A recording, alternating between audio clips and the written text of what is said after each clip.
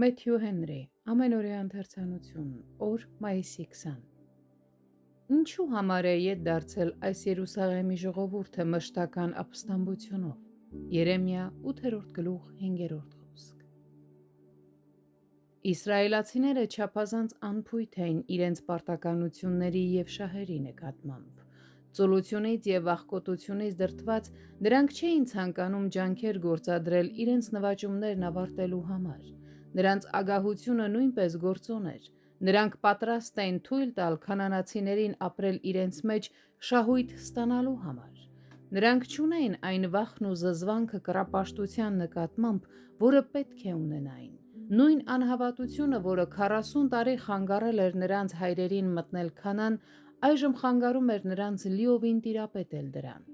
Աստծոզորության և խոստման նկատմամբ անվստահությունը զրկեց նրանց առավելություններից և հասցրեց աղետի։ Նմանապես էլ շատ հավատացյալներ, ովքեր լավ են սկսում, բախվում են խոչընդոտների։ Նրանց շնորհը մարում է, նրանց կրքերը նորոգվում են, սատանան նրանց ենթարկում է համապատասխան գայթակղությունների, աշխարհը վերականգնում է իր իշխանությունը նրանց վրա։ Աշխարհը խղճի խայթ է բերում նրանց խղճին, տանջանք նրանց սրտերին, արատավորում է նրանց բնավորությունը և վնասում ավետարանը։ Չնայած նրան, որ նրանք կարող են խիստ հանդիմանվել և այնպես վերափոխվել, որ չկորչեն,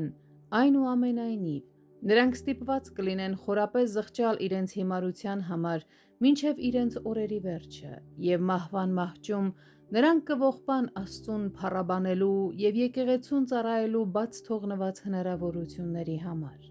Մենք չենք կարող հաղորդակցություն ունենալ մեր ներսում կամ մեր շուրջը գտնվող Աստծո թշնամիների հետ, քանի որ դա մեզ վնաս է պատճառում։ Հետևաբար, մեր միակ իմաստությունը նրանց դեմ շարունակական պատերազմ մղելն է։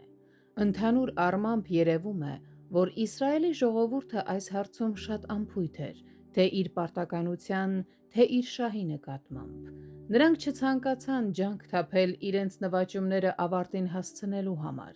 Ինչպես ծույլը, որը խոսում է ճանապարհների և հրապարակների հորինված առյուծի մասին, նրանք նույնպես պատկերացնում էին անհաղթահարելի դժվարություններ և իրենք իրենց վախեցնում էին քամիներով և ամպերով։